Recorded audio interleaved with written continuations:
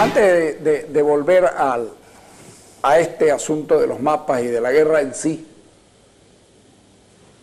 ¿cómo serían nuestros políticos y las cúpulas militares que estaban tan desinteresados que hay un golpe de Estado en plena guerra? Así es. Así mismo. Ante el fracaso de Irindahue, que hubieron muchos muertos, ¿ya?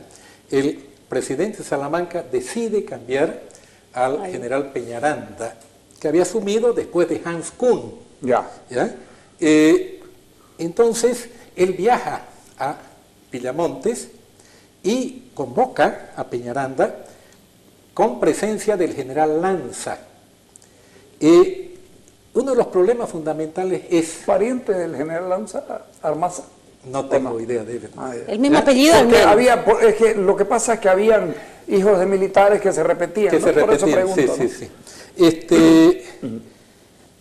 Aquí viene el problema de lo que fue el gobierno de Siles y lo que fue la junta de Carlos Blanco Galindo. Ya. El general Lanza, Bilbao eran parte de la junta, mientras que Toro fue parte del gobierno de Hernando Siles. Ya. Entonces, en esa situación, fue Toro el que propone el nombre de Peñaranda para que lo reemplace a Kuhn, ¿ya? Que también era de esa línea, y ante la salida de Peñaranda, Toro mueve a Bush y a la batería Monasterio, que estaba protegiendo a Villamontes. ¿Lo retiran a Peñaranda? No, lo convoca a Peñaranda para posesionarlo a Lanza de comandante en reemplazo. Okay. En esa situación, esas tropas que estaban en Villamontes, en especial esa batería de artillería antiaérea, ¿ya? Se mueven y hacen un cerco a la Casa Stout, que era la Casa Stout, la residencia presidencial, donde estaba el presidente Salamanca con Lanza. Y ahí es donde le piden su renuncia. En pleno escenario de guerra. En pleno escenario de guerra le piden su renuncia y accede, es decir, Franz Tamayo había ganado las elecciones, no había sido posesionado, y aquí ya se acuerda de que el vicepresidente Tejada Sorzano asume el mando. ¿Ya? Es decir, había una serie de conflictos políticos internos producto terrible, ¿no? Terrible de esos dos grupos, digamos, ¿ya? Entre los que fueran los silistas y los que fueron miembros de la Junta de Carlos Blanco Galindo. Entonces, eso continuó todavía esos problemas. Ok, sigamos con esto. Bien, yo quiero, Carlitos, pasar ahora... ¿Puedes acercarte? Sí, tenés espacio. El famoso asunto de las pérdidas territoriales. Hay el mito que nacimos con 2,5 millones y que hemos perdido la mitad. Ese mito es producto de este mapa, este primer mapa, que ven ustedes, es de 1859, durante el gobierno de Linares. Este mapa lo sacan, ¿ya?, de lo que plantea José María D'Alence en el bosquejo estadístico. Ahí define nuestro territorio, ¿ya?, es decir, desde el 7 hasta el 27, 20 paralelos. Pero no nacimos con este mapa, eso quiero aclarar. Este mapa es una construcción posterior, ¿ya? Como son todos los mapas. No, pero ¿por qué viene esto? Este fue el primer mapa oficial de Bolivia, que se hizo en 1843, en base al periódico Iris de la Paz de 1829, lanza una descripción corográfica de Bolivia.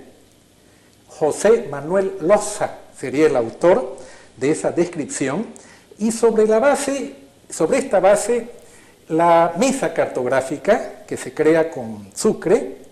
Burdedo Condo recibe 20.000 pesos de premio, y en vez de utilizarlo, él manda a Francia a comprar equipo para agrimensura, para elaborar mapas. Y se contrata al coronel Felipe Bertrés, un ingeniero que llegó de la Argentina, que fue el que hizo el plano de nuestra catedral. El que diseñó, ¿no? El que diseñó, ¿no? Entonces, y de muchas iglesias en Bolivia. Elabora este primer mapa oficial de Bolivia. Es decir, quiero decir que en 1825, cuando nacimos a la vida independiente, Los mapas que se conocían, los más conocidos eran los de Arrowsmith, ¿ya? Un inglés, que fue donde hicimos publicar el 43 este mapa. Esos mapas no mostraban esta Bolivia fantástica del 59, sino inicialmente nos mostraba hasta el río Beni, que se une, y aquí en la línea del 22. Eso es lo que se conocía en ese tiempo. Ya. Perdón, arriba nos muestra la línea de San Ildefonso, ¿no? Pero aquí nos muestra el 9, que es el río Beni y el Mamoré. Apégate, te puedes apegar con toda. Fíjense acá, está el río Beni y el Mamoré. Pero y acá el río Beni y el Mamoré está aquí. Este límite nos muestra. Ajá. Ya, ese mismo límite. Ya. Hasta esa época ningún mapa mostraba esta fantasía, ninguno. Esta fantasía es una construcción posterior. ¿Y por qué será eso? ¿Ya? Bueno, voy a explicar después. Sí. En la parte de abajo, el paralelo 22, fíjense acá, y hay una cortante entre esa línea el 22 roja en el Pilcomayo, ¿ya? Y Bahía Negra. Aquí está Asunción, aquí está Santa Cruz. Divide por la mitad. El Paraguay nos está refregando ese mapa, ya de que nosotros no era toda media Sudamérica, sino apenas éramos esto. Este mapa lo han escondido, ha desaparecido. Este primer mapa oficial no se lo muestra. ¿Ya? Entonces, una cosa es aquí, que reconocemos, ¿ya? Posteriormente, ante este vacío, el Paraguay, que también sus primeros mapas mostraba solo la parte occidental o la parte oriental, después ya ellos muestran sus siguientes mapas hasta el Parapetí. Y nosotros, ante este vacío, para discutir, mostramos hasta las puertas de Asunción. Hasta las confluencias del Pilcomayo. Son dos exageraciones, pero era para negociar, porque los dos teníamos títulos parciales. Ellos se apoyan, fíjense que aquí está el Parapetí, ellos se apoyan. Pero así se construyen los estados, digamos, no es, o sea, eso no es una cuestión solamente de nosotros, no es matemático, los bolivianos. pues, ¿no? Para ser convengamos que los mapas incluso hoy son construcciones que hacemos los humanos sobre los territorios. Y entonces dos elementos era la base para definir el territorio. Uno, el uti possidetis, que habían disposiciones contradictorias tremendamente del Paraguay, de nosotros y de la Argentina para avanzar en el territorio. Y el segundo era el statu quo de 1907 de Pinilla Soler, que ya nosotros reconocíamos esta parte como paraguaya. Medio grado se iba a someter a arbitraje y de aquí debía someterse hasta donde sean las pretensiones paraguayas, ¿correcto? Entonces, básicamente nosotros podemos analizar las pérdidas. Uno, en función de este primer mapa que decimos que hasta las puertas de Asunción era nuestro, eso aclaro que era imposible, porque la recopilación de leyes de Indias planteaba que cada obispado tenía como jurisdicción inmediata 15 leguas a la redonda. O sea que no podemos nosotros decir... Además, Bahía Negra la había peleado Paraguay con Argentina ya, antes. Y el Puerto Pacheco lo había ocupado y Bolivia no dijo nada. Tuvo guerra con el Brasil en 1801, es decir, en la parte alta, en 1806, y en 1865 ocupó Corumbá, el Paraguay. Colocó acá el fuerte de Jaurú. Ellos colocaron el marco del Jaurú, ¿ya? Es decir, ellos decían que hasta acá debía ser de ellos y hasta el Parapetí. Eso es lo que ellos pretendían. Y el Parapetí fue por la famosa descripción de, ¿cómo se llama? Viedma, que decía que los poblados de Santa Cruz llegaban hasta el Parapetí. Entonces ellos decían del Parapetí para acá, entonces es nuestro, decían. Claro, o sea, pretensiones tenían ambos países, ¿verdad? Se estaban construyendo los estados nacionales, eso también yo creo que hay que entenderlo. Los bolivianos pretendíamos, los paraguayos pretendíamos, pero los argentinos, a diferencia de los bolivianos, los paraguayos hicieron una ocupación sostenida, con infraestructura, con gente y con producción en el Chaco. Y nosotros, por más que hubiéramos avanzado, lo ocupamos con fortines militares. Que no fue suficiente. Pero además, fortines militares pobremente dispuestos, 6 soldados, 5 soldados. Y una chapapa, digamos, claro, y ¿no? una Tampoco chapapa eran no era, fuertes. pues, ¿no? Entonces, cuando hablamos de esa pérdida, me refiero, no podemos decir que hasta la puerta de Asunción hemos perdido. Claro. No. Yo me paré frente a Asunción y miré los 200, 300 metros que tiene el río y dije, al frente era Bolivia. Y me di cuenta que no era cierto, Que no algo era no cierto. cuadraba de eso, ¿correcto? Ajá. Entonces, a nosotros nos enseñan que desde al frente de Asunción hemos perdido ese territorio.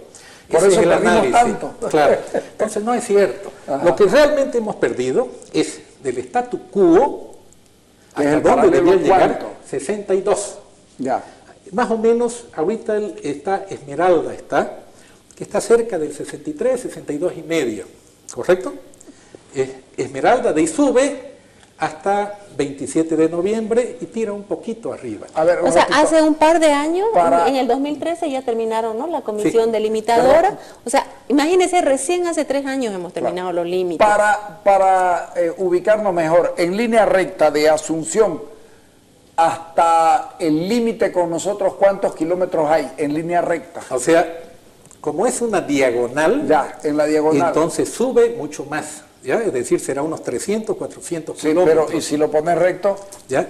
De acá, digamos, de acá será, yo estimo unos 400 de acá y unos 600 en diagonal. Ya. ¿Ya? Más o menos, es decir, el avance.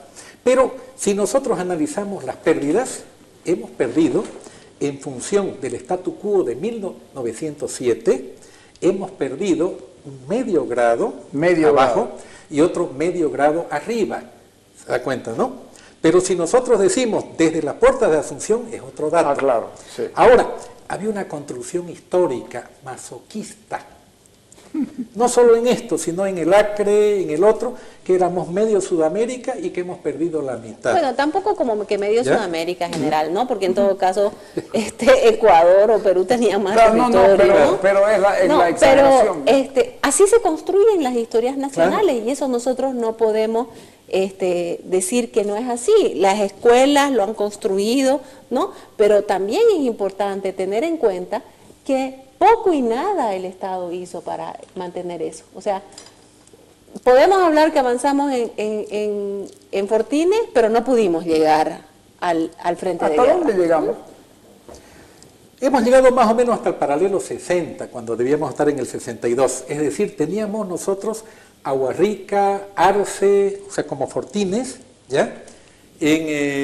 Bueno, aquí ya sería más difícil, pero más o menos por acá de lo que era, ¿ya? Es decir, nosotros llegamos hasta una línea de aquí, Ya. casi esto de acá, Ajá. ¿ya? Como línea de Fortines, pero nos pasamos un poco, ¿ya? Y no llegamos a concretar esa negociación. En la guerra misma. ¿Ya? No, la guerra fue una consecuencia de que claro, no se pudo lo que te negociar. digo, ¿hasta dónde llegamos en la guerra? ¿Ya? Ellos llegaron hasta el No, Parapetí. nosotros, es decir, antes de la guerra teníamos unas posiciones Ya. y Y de ahí después fuimos fueron cediendo. retrocediendo. Fuimos retrocediendo. Ya. ¿Ya? Ajá. Es decir, Ellos llegaron exactamente hasta Hasta dónde. ahí, hasta el río Parapetí. ellos pasaron el Parapetí hasta Charagua y de ahí retrocedieron, Hasta Charagua. se los hizo retroceder. Hay dos versiones. La versión paraguayo dice ellos, es decir, como centro de gravedad, nosotros para ganar la guerra, Kun quería tomar Concepción, romper Managua y tomar la segunda ciudad para que el Paraguay se rinda. Ya. El Paraguay pensaba que rompiendo Villamontes, amenazando Tarija, O sea, eran dos frentes. no, o sea, como objetivo para Ya, que el otro ok. levante la mano. Porque nosotros nos derrotaron 2 o 3 veces, pero seguíamos peleando. Entonces había que tomar un centro de gravedad, algo importante, para que el otro se rinda. Que no lo logramos. El Paraguay tenía que romper Villamonte y amenazar Tarija. Entonces, a perder Tarija, nosotros nos debíamos rendir. O pensaron ellos que tomando por Pozo del Tigre, Ingavi, podían avanzar hacia Santa Cruz, es lo que ellos decían los paraguayos. Entonces, Bolivia, al ver que podía perder Santa Cruz, se iba a rendir. Y nosotros creíamos que tomando Concepción o llegando a Asunción íbamos a imponer la paz, ¿ya? Hacerlo rendir al otro. O sea, ninguno de los dos No logró. estuvo ni cerca. Ahora, por otro lado, nosotros... Pero efectivamente, en general, tenemos que decir que Paraguay llegó hasta el Parapetí. Claro. Avanzó sobre el actual territorio boliviano Charagua, y eso, eso es innegable, independientemente de que su objetivo hubiera sido Santa Cruz o el nuestro Concepción, ellos avanzaron muchísimo más sobre el territorio. ¿Cómo se llama? ¿Y por qué terminó la guerra? El segundo punto es, las versiones mismas paraguayas dicen de que ya la gente de 15 años del Paraguay estaba combatiendo. Es decir, igual que en la guerra de la Triple Alianza. Así es. Se pintaban con carbón la cara para parecer mayores. Es decir, ya ellos habían agotado sus reservas. Nosotros desde el escalón de 1911 fuimos llamando, ya vamos a hablar de las bajas después, ya fuimos llamando de 21 años para adelante y algunos menores entraron de menor edad, pero en forma clandestina porque no había un documento que los identificara. Algunos menores hasta de 17. Hasta menos. No, de 12 dice, ¿no? Hay uno de 14 que vi que tiene 98 años y cosas. Bueno. Pero él se hizo pasar porque su constitución aparentaba, ¿no? Pero del Paraguay ya estaban utilizando niños de 15 años. Ya no quedan ni 50 ni 40, creo, ¿no? Pues, Carlos, hace 80 años terminó por eso digo, claro. No quedan ni 40 porque... Del Paraguay quedan mucho más porque al final gente de 15 años metieron porque no tenían gente. Entonces ya el refuerzo del Paraguay y la distancia, sus líneas de comunicaciones se le habían alargado, era más caro y más difícil porque no había ferrocarriles. Entonces ya vino un agotamiento de ellos y de nosotros también vino un agotamiento. Pero claro, 3 años de guerra, dos países, como dice Paula, miserables. Pelear 3 años es... Bueno, pero ¿por qué terminó la guerra? Bueno, termina la guerra, por un lado el Paraguay toma Ingavi, la parte del oriente, ¿ya? Hizo un show de que había caído toda la división y no era cierta, ¿ya? Es decir, en ese aspecto Estigarribia fue maestro del show mediático. Mariscal.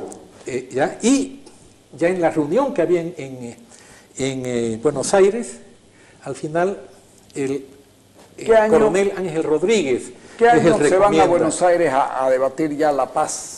Más o menos desde abril ya se hablaba. Es decir, hubieron bastantes negociaciones. Hubo el 35. No, desde el 27 empezaron las negociaciones con los neutrales, después en Washington, después la Liga de Naciones entró, después de eso ya se forman los países limítrofes, Argentina, Brasil, Chile, van haciendo, es decir, los lobbies para esta negociación, y más o menos desde abril ya se instalaron en Buenos Aires. Desde el 35. Desde el 35, es decir, y se logra el 12 de junio, ya la firma, que entraba en vigencia el 14 a mediodía. Ya. 2 días antes lo firmaron, el cese de fuego. Y el 14. Y lo impresionante en la historia es que al terminar, ambos abandonan las posiciones, primero muestran que estaban desarmados, abandonan las posiciones y se dan un abrazo. Eso creo que en la historia... Pero eso es verdad. Ese es el comentario de muchos, ya que en la línea de posiciones, más bien hubo un abrazo y ya los dos lados estaban cansados. Nosotros estábamos cansados y el Paraguay ya estaba agotado, es decir, ya había sacado a niños de 15 años y no tenía capacidad de aguante, de un año más no tenía ya el Paraguay. Nosotros agotamiento y habíamos llegado ya a un sector ya donde la gente del altiplano veía ya cerro y se sentía más seguro. Claro, quizás uno de los factores, ¿no? Sí. Pero nos replegamos bastante. Sí, claro, por lo que se ve. Claro, no. O sea, de esos, como les digo yo, hay unos 200 kilómetros de más que nos habíamos metido. ¿Ya? Es decir, que fuera del tratado, y nosotros tratábamos de conservar ese statu quo. Por eso es que no llegábamos a la famosa, el famoso arbitraje. ¿Ya? Y el Paraguay quería que se haga discutiendo la parte norte. Claro, siempre para negociar hay que... Uno siempre escucha decir, nosotros la ganamos en el territorio y la perdimos en papeles. No, aquí es el inverso. Pero, claro, estamos descubriendo que es así. Se decía, Argentina dio en laude del Paraguay y nos traicionó a nosotros. Bueno, la Argentina tuvo una intervención. Por un lado, la famosa misión militar argentina es el que asesoraba al Paraguay. En muchos libros... ¿Que nosotros no lo sabíamos? No, asesoraba al Paraguay, digo, la misión argentina, y No, lo que te digo es que nosotros no sabíamos porque finalmente... Sí, sabíamos que había, ¿ya? Eso no era secreto.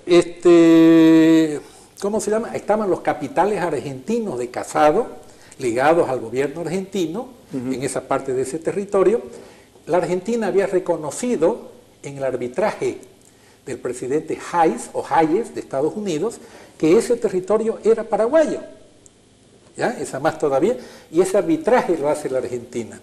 En algunas ocasiones, nuestra aviación, que teníamos superioridad aérea, bombardeó Casado, bombardeó Concepción, y la Argentina amenazó de que si nosotros seguíamos bombardeando ciertos lugares que eran de ellos podían intervenir. A nosotros nos metimos al... Claro, nos restringió porque, es decir, uno de los puntos importantes para nosotros era haber bombardeado las cañoneras para cortarle sus abastecimientos y haber destruido ese ferrocarril. Era mucha ventaja que ellos tenían por el movimiento por agua. Y los ferrocarriles a 30 kilómetros estaban, nosotros a 1300. Por ellos lo habían construido, ¿no? Claro, ¿ya? El otro punto importante son las bajas. El rol de Chile evitando el ingreso a las armas bolivianas. Para nosotros... Compradas por Bolivia. Sí. Cuando el 3 de mayo...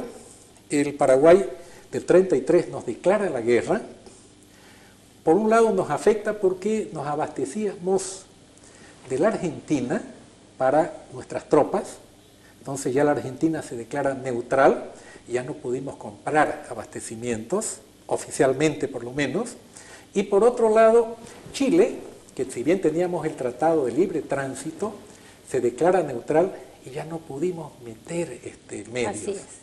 El que estuvo más cerca de nosotros creo que fue el Brasil, que algo se pudo meter para Puerto Suárez, para ese sector, se pudo porque era muy lejos. Entonces, esa neutralidad de los otros nos afectó en la guerra. Ya. Y eso fue lo que permitió también demostrar al país que Santa Cruz comienza a producir para alimentar, pues, ¿no? Es decir, de Santa Cruz es que se alimenta. Las tropas del Beni llegan y se instalan a 15 kilómetros, en San Francisco, ¿ya? Que era una propiedad de cosas, y de ahí ya, es decir, se los mandan, pero también la producción cruceña es la que abastece porque ya no se compran de la Argentina. O sea, Bolivia dependía alimentariamente de Chile, de Perú y de Argentina. Entonces, podía haber dependido de Santa Cruz, pero no lo hacía. Compraba a los países vecinos. Sin embargo, la guerra va a demostrar a Bolivia que Santa Cruz alimenta al país a partir del año... casi desde el año 28, ¿no? Carlitos, quiero mostrar acá sobre las bajas. Baja es un término, es decir, cuando se hace un planeamiento de las operaciones, uno hace un cálculo de bajas administrativas. El hecho de tener 1000 hombres, 2000 hombres, siempre hay un porcentaje de enfermos, accidentes, ¿ya? Y las bajas de combate, que depende del tipo de operación, ¿ya? Entonces, en este libro, La batalla de Villamontes, de Juan Lechín Suárez. Don Juan Lechín Suárez, el general. El general, ¿ya? Él que ha tenido una participación política importante hasta entrada a los años 80, ¿no? Así es. Una persona muy interesante, yo lo conocí en la Academia de Historia Militar, ¿ya? Con Elías Belmonte, el de Radepa también. Claro, por supuesto. Es decir, personajes, ¿no? Él saca ¿Elías Belmonte tuvo un problema? ¿Él fue el que tuvo el problema? Elías Belmonte fue el de la famosa carta. Ese es un tema. Ese es un tema muy interesante que él... ¿ya? Ajá. No, ya después de la guerra, él fue ministro de Bush, sale de agregado militar a Berlín.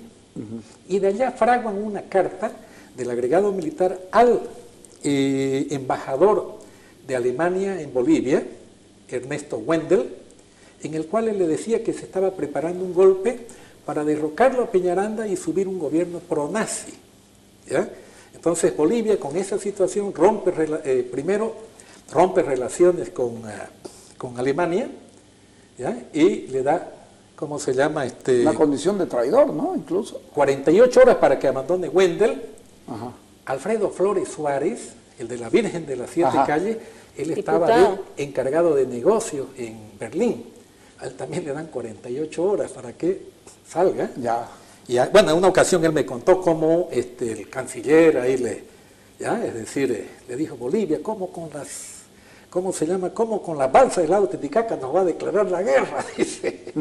Y eso hizo ya de que Bolivia ya se apoye en Estados Unidos, porque nosotros antes que Estados Unidos declaramos la guerra a Alemania, pero por un juego que después se demostró que no era cierto esa carta. Claro, porque Belmonte estuvo en problemas. Lo dieron 50 años de baja con ignominia. Sí, claro. Y de ahí recién el Congreso lo rehabilitó y lo mandaron de embajador a Perú, a Elías Belmonte. Sí, yo me acuerdo de él perfectamente. Él funda RADEPA, es decir, entre los prisioneros, con esa conciencia funda Razón de Patria. Ya se funda entre los prisioneros bolivianos que están en Paraguay, que ese es un acto político importante. Sí.